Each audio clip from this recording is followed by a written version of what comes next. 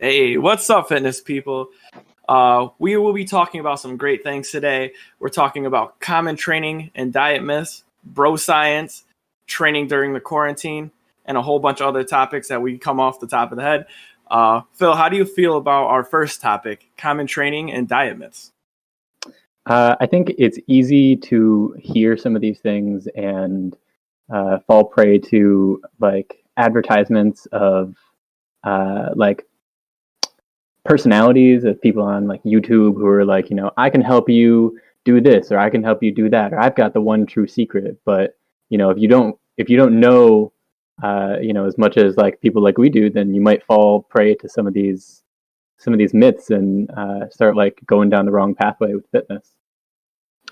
Yeah, there's a lot of reasons that someone might try to like get someone to believe some of these things, and usually it falls down to them trying to sell you something. Completely agree with that, man. I feel like a lot of the conception of personal trainers is that a lot of people are these people who are genetically gifted, who are really, really in good shape, and then tell you, hey, man, if you follow what I do, you can look like me. And I feel like a lot of people don't want to look like me. A lot of people want to be able to live their life accordingly. They want to live their life pain-free. They want to, sit there and, not have a goal that's competition-oriented, but have a goal that's, it's pretty much life-oriented. You know what I mean? Like, I'm not going to sit there and be a powerlifter, but I'm going to sit there and be a healthy, elderly adult. You know what I mean?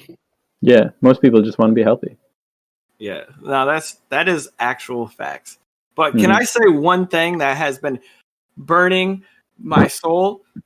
Yeah. I hate waist trainers. Oh, I God. feel like as a trainer, I get asked that so often. Oh, which waist trainer should I get? And I want to scream because a waist trainer does absolutely nothing for you. And there is no scientific foundation behind wrapping yourself in something and losing body fat. So I just had to say that. I just had to get that off my chest.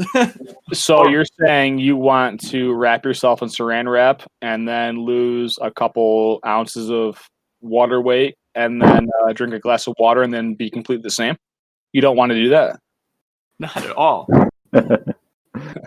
I feel that way about all of those types of things where they have this product. It could be a waist trainer. It could be, any of these things where it's like, you have this problem and I can fix it. I have no proof that I can fix it, but here's this guy who looks fit using it. Yeah, it's like, I'm sitting there and I have a six pack. So that means if you do exactly what I'm doing, you're going to have a six pack too, right? Yeah. Because our genetics are exactly the same. Our diets are exactly the same. Our workouts are exactly the same because I definitely do the workout that I'm trying to sell you on. Exactly, yeah. Jeez, that's the ones that always get me are the hey, if you do this, you will lose all this weight and you'll look exactly like me. And then the pictures of a person, usually of a guy or a woman who has been working out their entire life, who's literally been training probably 10 plus years. And I'm like, how do you not see the correlation between that person and you? Like, what's his story? They never share their story. They don't say like, I've been using this for 10 years. Different scenario too, but that sounds like a good segue into common training myths though, because you said that you're a power lifter, so I'm sure that everyone who knows Caveman Barbell knows you're a power lifter. And Phil, you do triathlons too, correct? Yeah. So what's a common myth that like you would feel goes with powerlifting? So I mean, obviously, when it comes to powerlifting, there's the common, I know what a powerlifting body looks like. I know that a powerlifter goes in, lifts up one single weight every half an hour, has a beer belly, has, no six pack, looks like a meatball.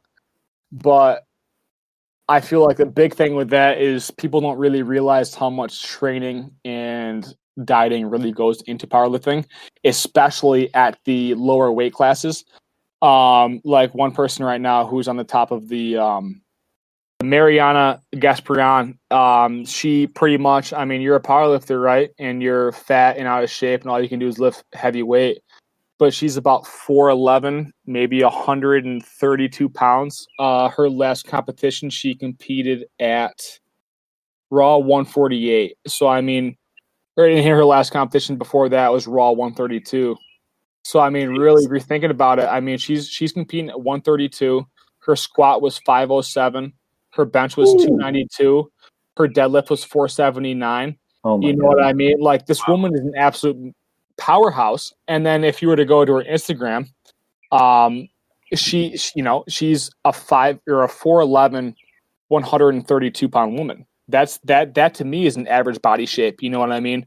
And this woman can sit there and absolutely put up massive amounts of weights that I can't put up. You know what I mean? She pretty much damn near benched more than I can at 132 pounds as a woman. That's not embarrassing. That's Mariana Gasparin. You know what I mean? Like that, I don't care about that. So I mean, like when it comes to the common myth of a powerlifter, you have that idea that they're just a bunch of fat, stupid people who don't know how to work out, who just know how to put up heavy weight. But really, if you look at the actual science behind powerlifting and the actual cutting behind making weight classes, I mean, you have people like Steffi Cohen, who she competes at 123. She's also about 5 foot tall. You know what I mean? But she's competing at 123, squatting 500 pounds.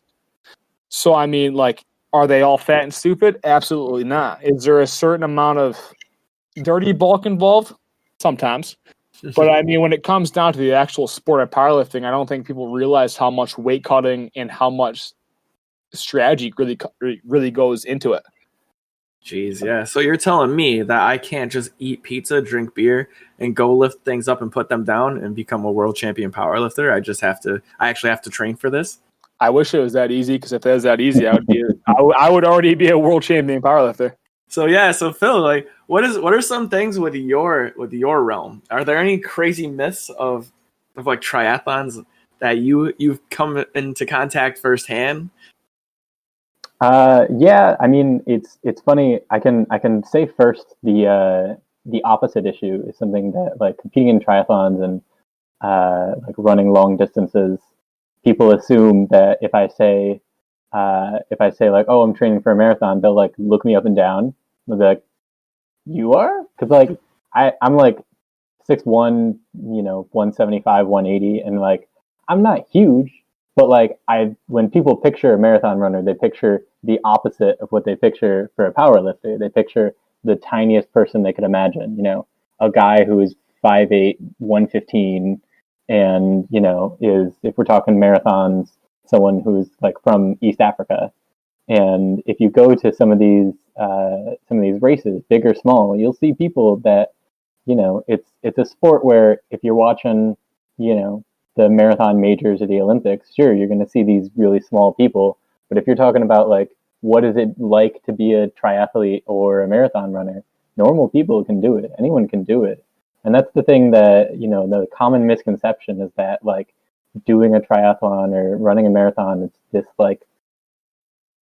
like superhuman feat that, people are always just like, oh, I could never do that. And I'm like, well, you probably could. And then they're like, no, but it's just all that hard work. And it's like, it's some hard work, but like, it's probably a lot less than most people think. And it's not like I'm saying, running a marathon is an easy feat, but like people think it's impossible. And it's, you go to these races and you see people that they just look like normal people.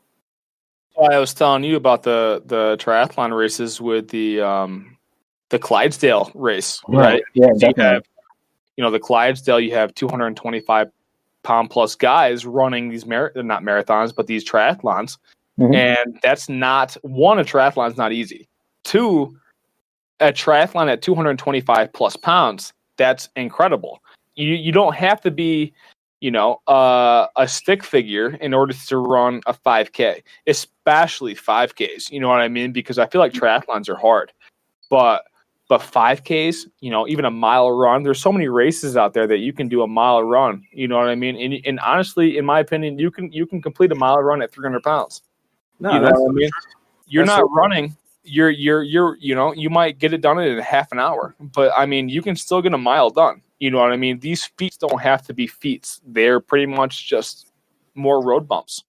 Yeah, I mean, and to segue off that too, like when it came to me and playing soccer, now as Andrew knows, or Caveman Barbell, but Phil might not, I'm a pretty large soccer player, and I've always kind of had a more football player, like running back build, and that would always be the question I would get when I was in college. They're like, "Oh, do you play rugby or something? Or are you play soccer? That doesn't make sense. You're not super skinny and you don't have like small arms and you have a big chest. Like, what is going on?" And I'm like, that's just so weird how people generalize sports. Like, talking to you two about that, it's crazy to hear the other side of it too, like how people generalize not only training techniques but just like sports and activities in general as them being superhuman or like unachievable. Like, you can work out, have a strong looking build, and still be able to run a couple miles. So I feel like one common misconception between athletes and people who aren't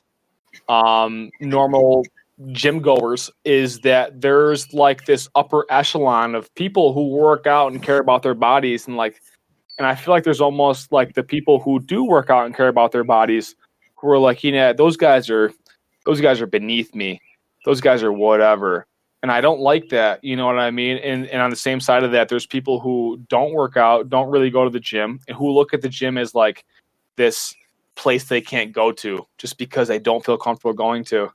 And that to me, you can kind of bridge that gap between the quote unquote meatheads and the quote unquote normal people who just don't decide to work out. You know what I mean?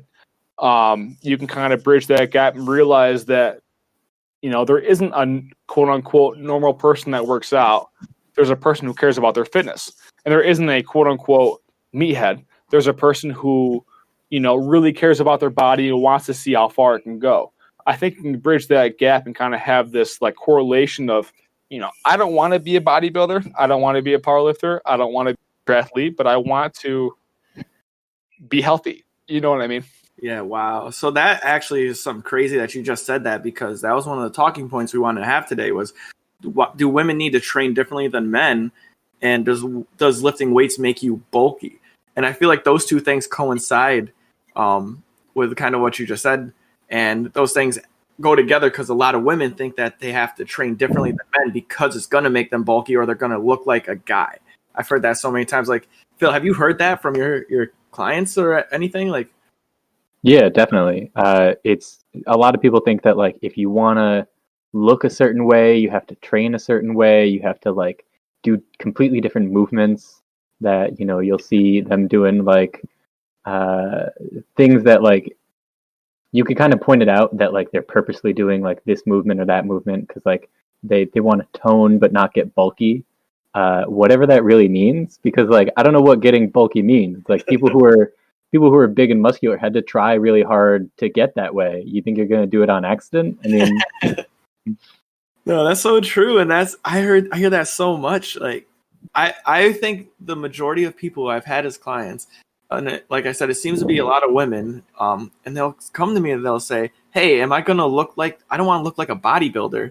And I tell them every time, I'm like, well, is that your goal?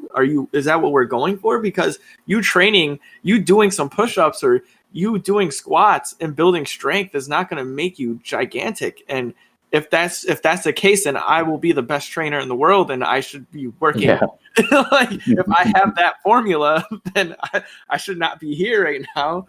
Literally makes my blood boil. I want to like freak out, dude, because are there different ways to train men and women? Yes. Do men train differently than women? Absolutely. But I think that's more of a societal thing. I mean, you sit there and you look at the Terminator. You look at movies back in the day. You got these dudes with these huge chests and these massive arms, and I want to look like an action figure now. You know what I mean? And then you look at other movies where there's these beautiful women who are these, figures of strength and independence, and they're always, like Angelina Jolie or Halle Berry and Catwoman. And like it cracks me up. You know what I mean? Because do women have to train differently than men? Absolutely not. Are there different training modalities for men and women? we can get in that discussion because, like, powerlifting wise, women, can they train more frequently at their max than men can? Yes. Why is that? Because typically women have a lower max than men do. If you have a woman who their max is 400 pounds compared to a man who has their max at 800 pounds, I can't train you at 700 pounds consistently, but I can train you at 250, 300 pounds consistently. You know what I mean? Whereas men can handle a little bit more volume than women can. So is there training differences? Yes. But are those differences so minute that you can't really tell the difference? Absolutely not. Do I have women clients who have similar programs to men clients? Absolutely. Why is that? Because your body's not different. Is it different? Yes. But we talk about that. You know what I mean? Like, are your hips a little bit more tight? Maybe. Are your arms a little bit less strong? Maybe.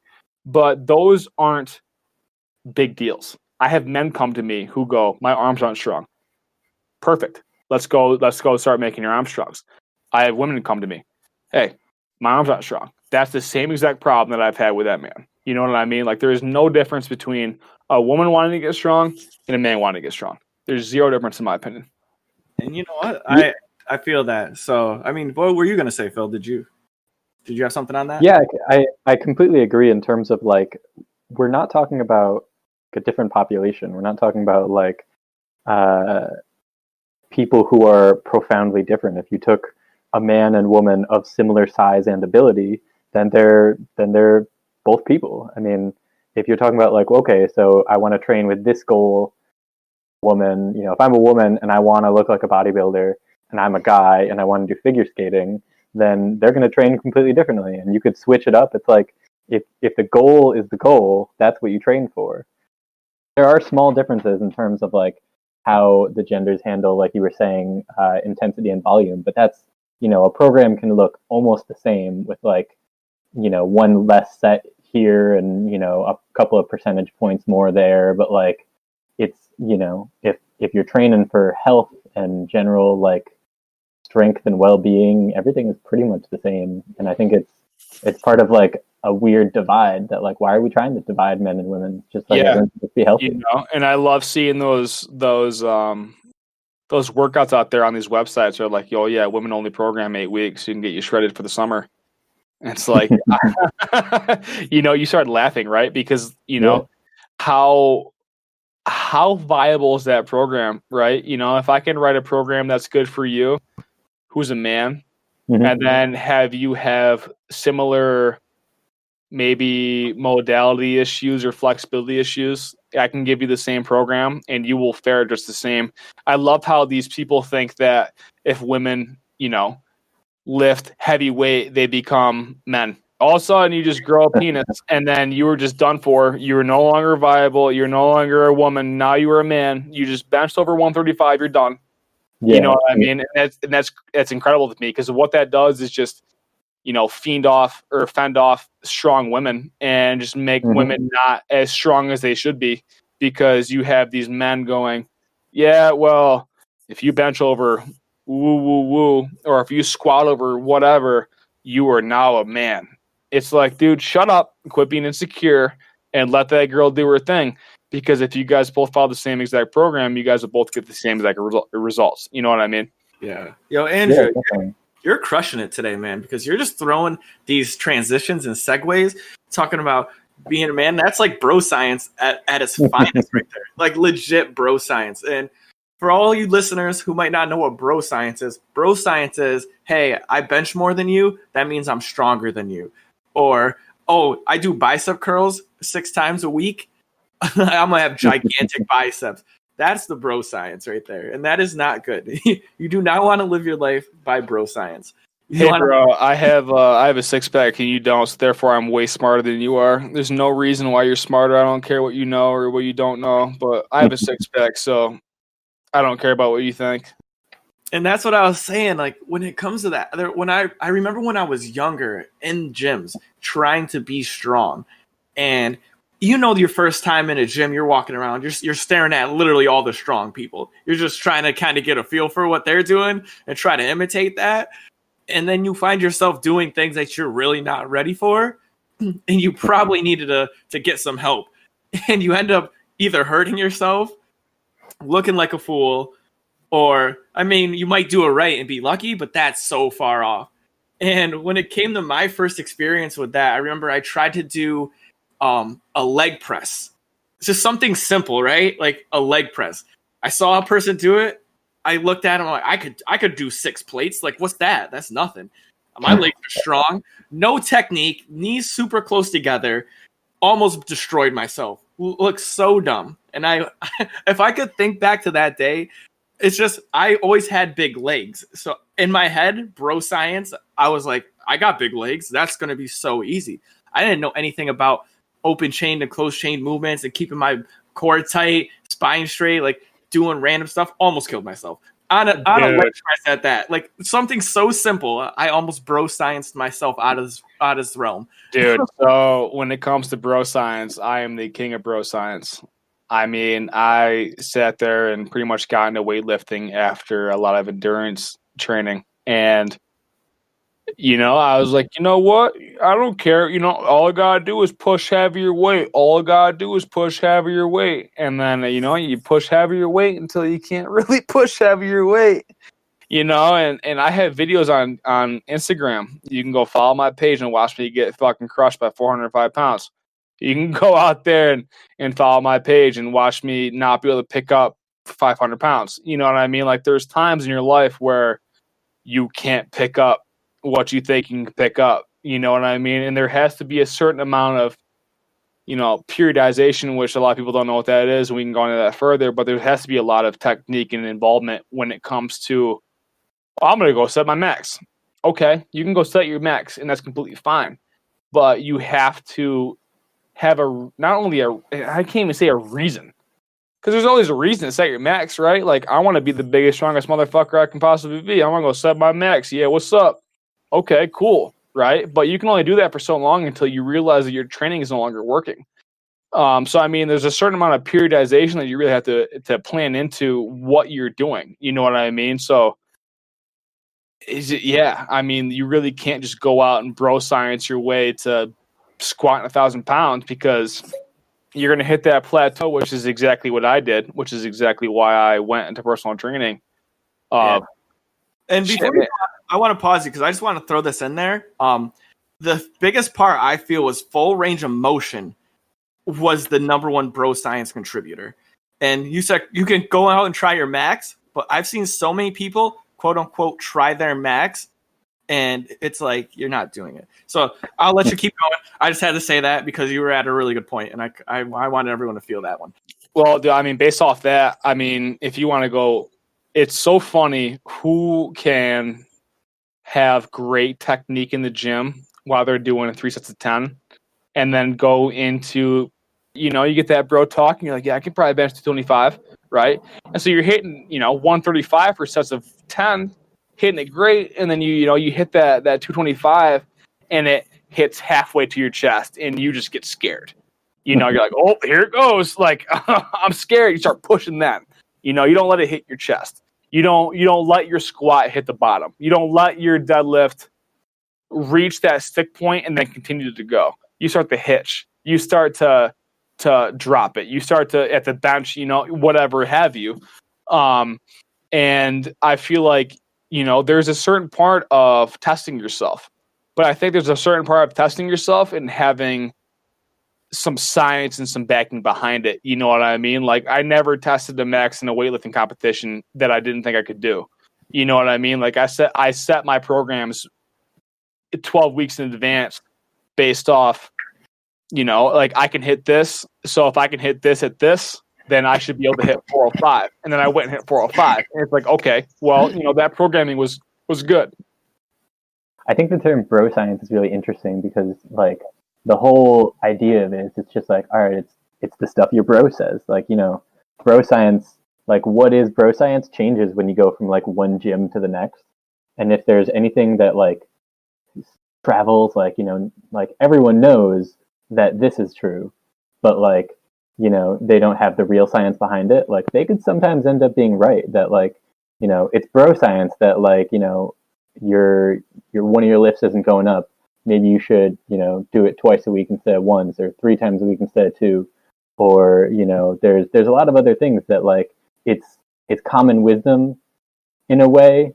Instead of calling it bro science, you could call it like, unscience science, because bro science kind of like delegitimizes the idea of the whole like listening to the strongest guy in the gym. But sometimes, how did that guy get so strong? Sometimes the science comes out when they do studies and they find out that the bro science is actually correct, and then other times it's just completely. That's nuts. That's true though. I give that to Phil. Phil came through. Phil just dropped some raw PT knowledge on y'all. You better hold that. That costs money usually. No, I agree with that. And especially what Phil said. Sometimes there is a certain amount of going to the biggest guy in the gym and going, hey, what do you do? That was the biggest thing of why I got so good at powerlifting, so good, being mediocre. But I went up to the biggest dude in the fucking gym, the guy who had a meatball neck, and I was like, hey, do you want to check out my squat form? Do you want to check out my deadlift form? Because I wasn't that good at it. And I saw that guy, squatting 500, 600, 700 pounds. And there's getting to a point to where you can be strong, but you have to have smart programming as well. It's all individual. I mean, there's some runners who, at various levels will do like really light per week mile amounts compared to other people who compete at like the same, at the same distance or the same level, because it's just like that's what their body can handle. And then other people who are doing, way more. And it's the same with like lifting, where some people like do much better on higher volume but lower intensity, and some people are the opposite. It's like there's no one size fits all for any goal. And that's the good thing about like learning more about yourself, and then having a personal trainer or a coach, is that you have someone that like, okay, so we tried this exercise and this variation and this rep scheme, and that worked, but it didn't work in this one way, so let's tweak it this way. And the longer you pay attention to your own like fitness regimen, the more you learn about yourself and the more you learn what works best for you. Yeah, that's huge. I mean, I feel like when it comes to what you said with really tailoring a plan, that's why I feel like customized plans are really, really important. I mean, a lot of places right now are offering cookie cutter programs, what I call them, like one size fits all. And that to me is just like such a disservice to a lot of people, because, like you have this goal of maybe powerlifting, you have this goal of maybe triathlons, you have this goal of maybe just being fit for your grandkids. And then someone gives you a cookie cutter program, does such a disservice to everyone. You know what I mean? That's why I think really that's why finding what works for you is very important. And then once that kind of stops, you kind of start hitting that plateau. That's when getting someone for a personal training role really helps. You got to that point where the novice training no longer works. You got to the point where your own programming no longer works. But once it comes to that and you add in a personal trainer, it becomes, a whole new level of what you never knew before, which is awesome. You know what I mean? You know what? Just kind of how you were saying, Andrew, like when we have our clients, they do novice exercise. They've done some exercises on their own. They did some home workouts. They're losing weight. They hit a plateau and they don't understand why, because they're trying different things, but they're not monitoring what their different things are. They're not understanding the different movements of placing your feet, moving your body, changing the direction, changing the weight, changing the angle that might break that wall that they see, and they don't understand why it's not being a thing that they can do on their own. And not saying that everyone is in dire need of a trainer, but it does help you. It does help a lot of people when you hit that wall, you don't understand why you're not losing the extra 2 pounds that you needed to, or you can't get that 2 pound on your max, or you're stuck at a specific mileage. You can't seem to break that wall. And then someone comes in and says like, hey, what foot do you exhale on when you're running? What what weight do you start warm up with? What weight do you deload with? And they go, wait, there's other. What do you mean deload? What do you mean? How do I breathe when I run? Is that a thing? Like, it's just unconscious things that people don't bring to their mind. And yeah, that for changes. sure. Yeah, no, I completely agree. Especially because I've had a client, and I can't say his name, but he was working out pretty much from high school on, and he's about 26 now. So take that 6-7 years of training, kind of do the same thing over and over and over again, doing the same workouts over and over and over again. And then as soon as he hired me, not saying I'm the best trainer in the world, but as soon as he kind of switched up his workouts, he lost 6 inches in 2 months in his waist. You know what I mean? Wow. Like, there's a certain level of doing the same thing over and over and over again, if you're doing periodization. But then there's another level of just going in and saying, well, I heard that there's high reps to tone, there's low reps to be strong, and that doesn't work all the time. You know what I mean? Like, yeah, do you want to do high reps for endurance? Do you want to do high reps to tone? Sometimes. And do you want to do lower reps to get strong? Sometimes. But then, kind of play with the scheme of reps and sets and really just have yourself, a good quality program. Instead of just being like, okay, you want to lose weight, let me hit you with 3 sets of 20 every single time. You know what I mean? Like, you can have that periodization and still do the same thing.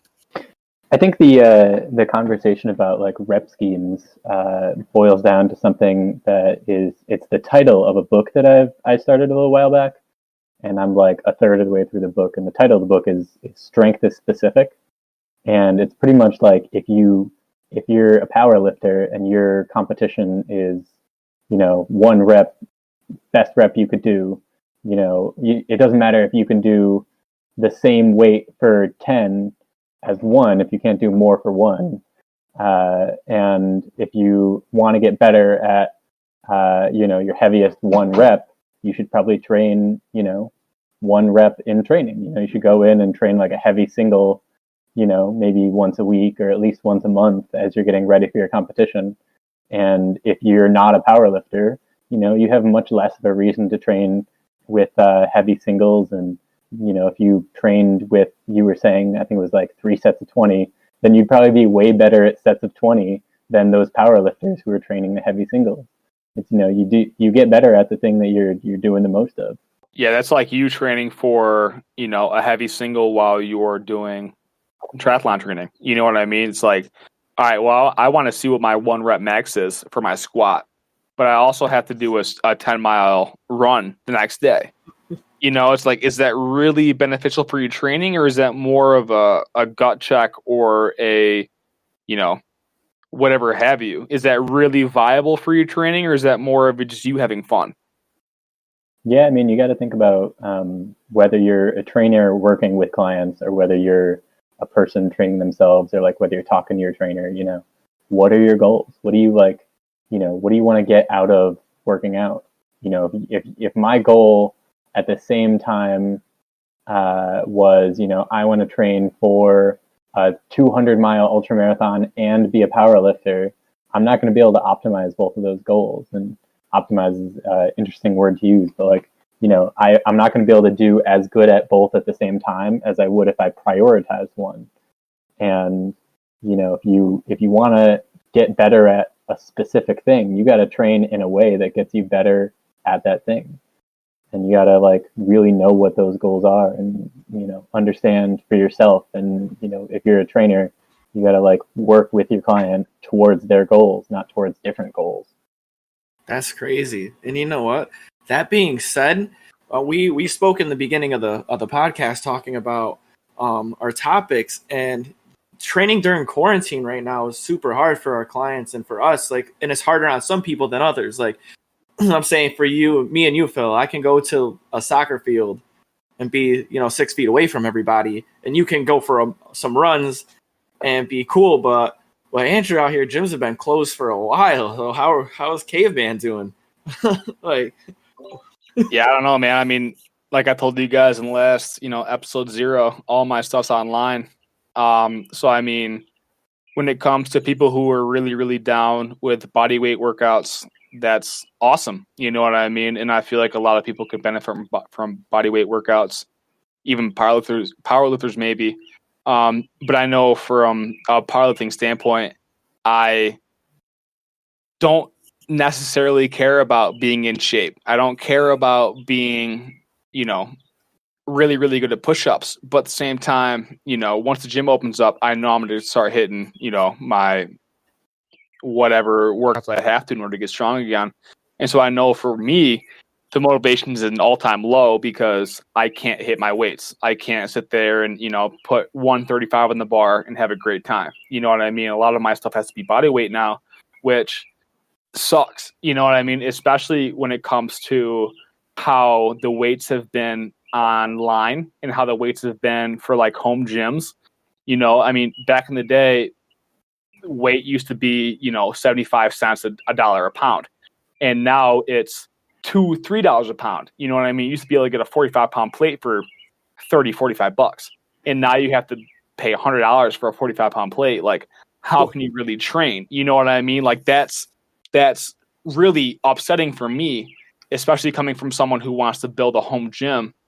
It's like, I can't sit there and buy weight right now because I'm not going to pay 200% of the price. You know what I mean? But the same side of that token, the people who don't want to just lift weight, you got a lot of opportunity to, I hate to say it, but do push-ups, do burpees, do squats, do, wall sits, do planks, do whatever have you to really get in shape. You don't need a gym to get in shape. You know what I mean? You need your body and you need some motivation.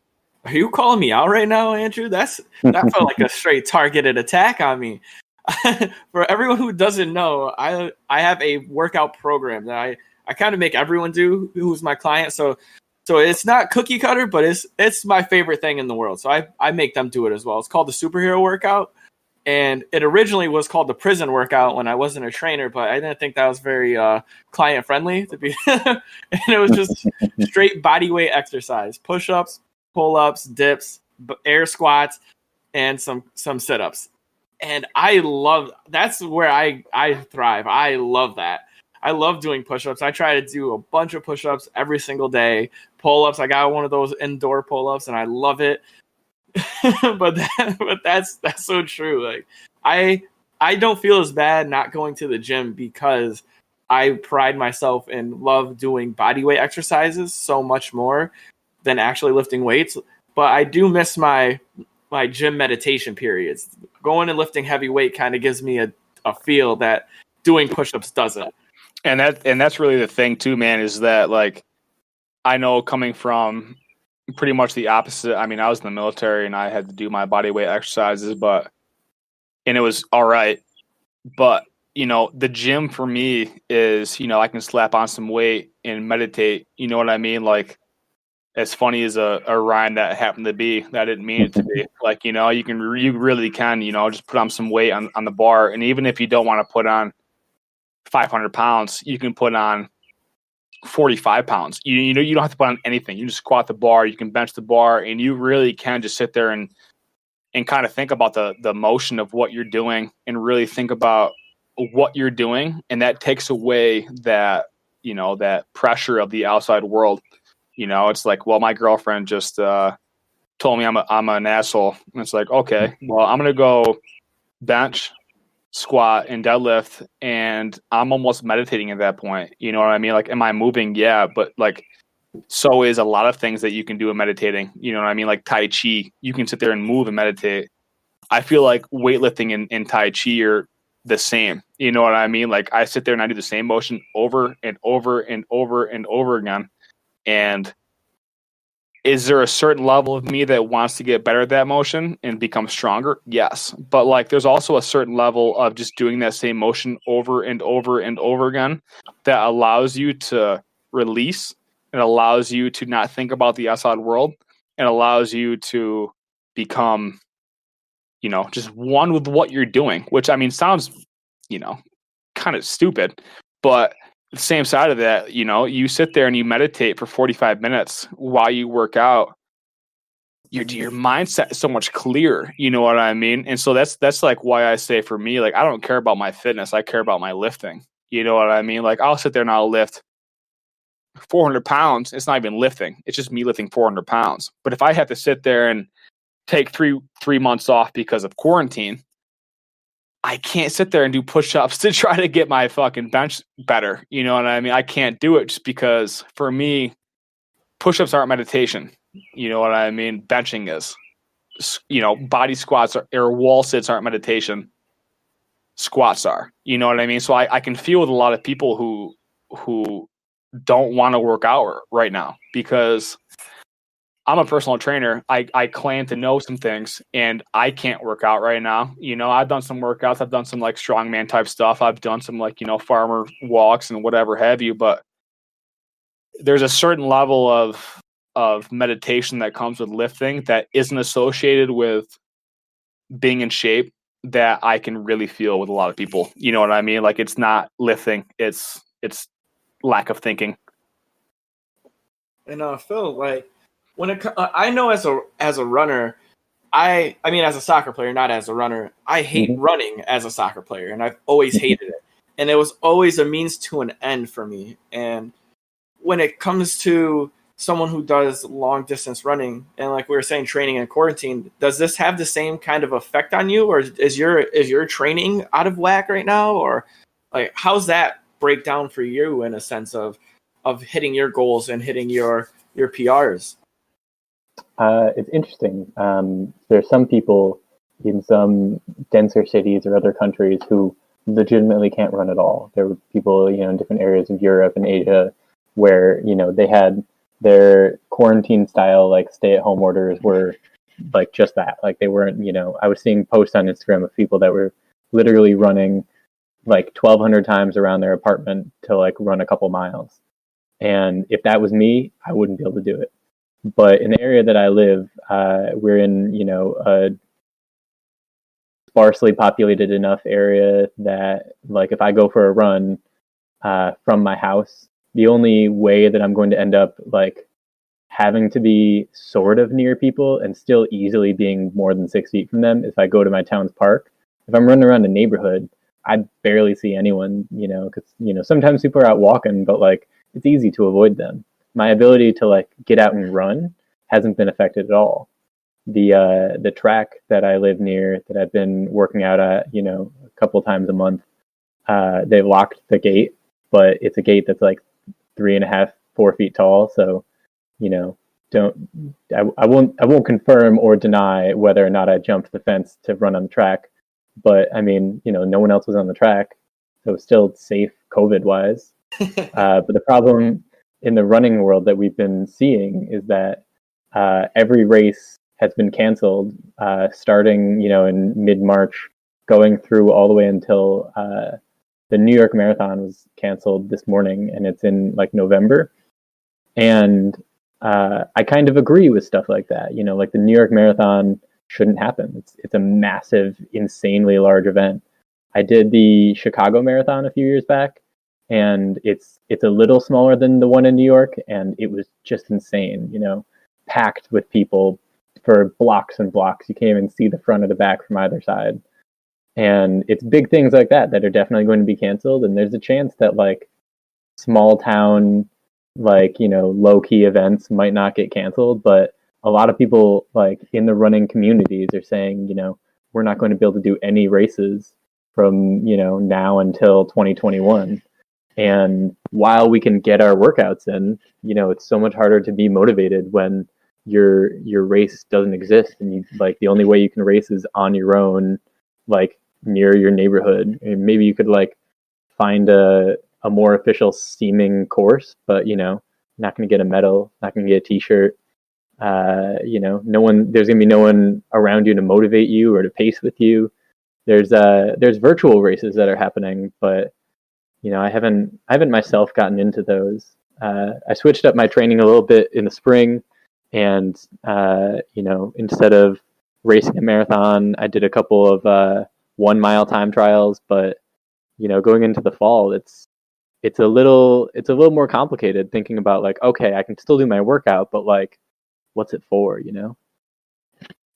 Yeah, for sure. Especially, I mean, because technically speaking, I had a powerlifting meet 2 days ago. and Yeah.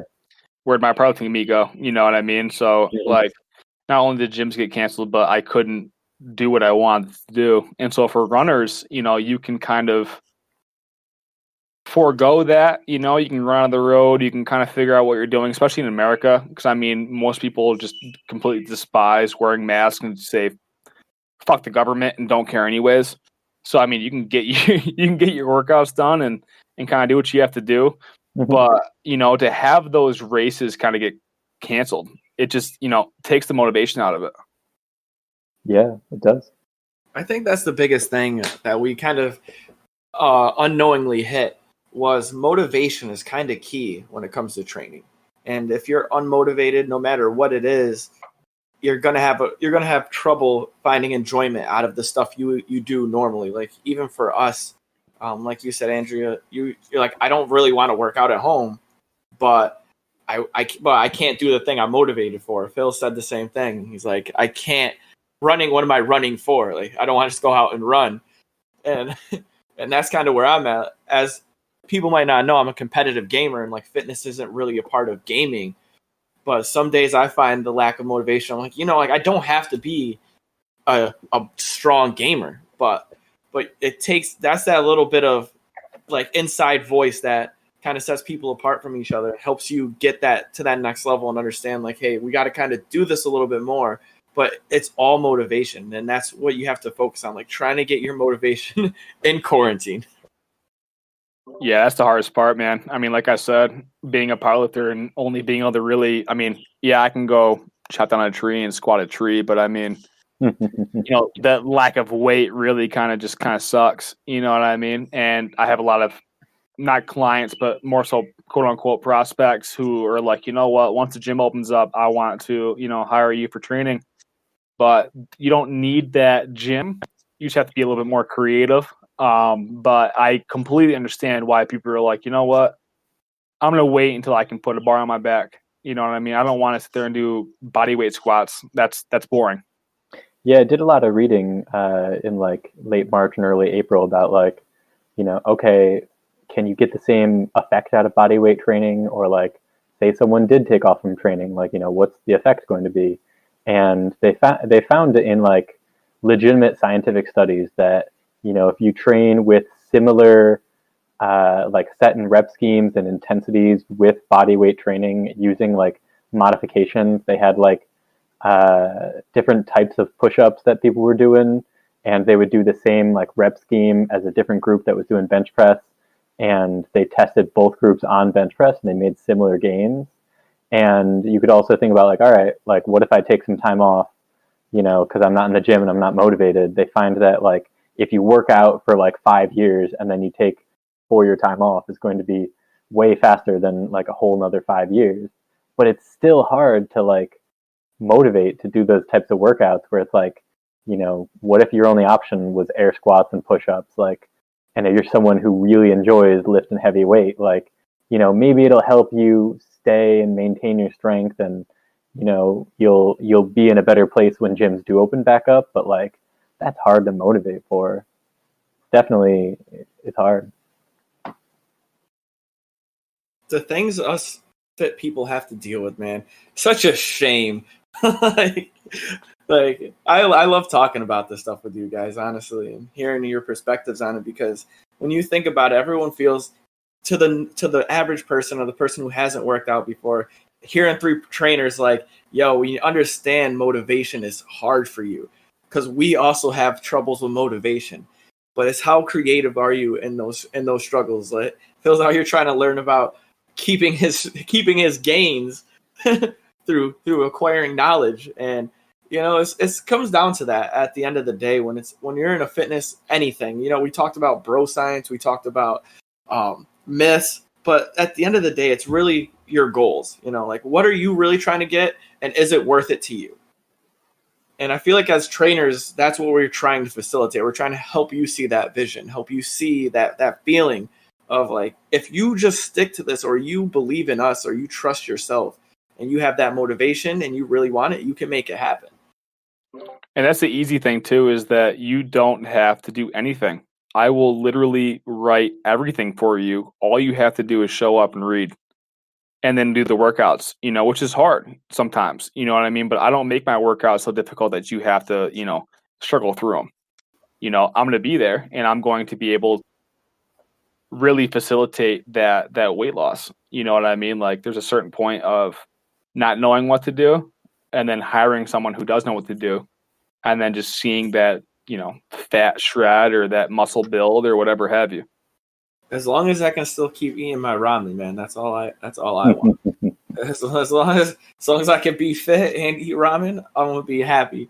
Also, I know we're not dropping products or anything, but I was at Wegmans, so that's a local of Buffalo. I'm sure people have heard of that, and I got a kombucha. I haven't had one of these joints in I don't know, 8 months. Forgot how tasty they were. I'm not a huge fan of kombucha. I used to not be, and then I was like, I'm gonna give this one another shot. I'm gonna buy it up.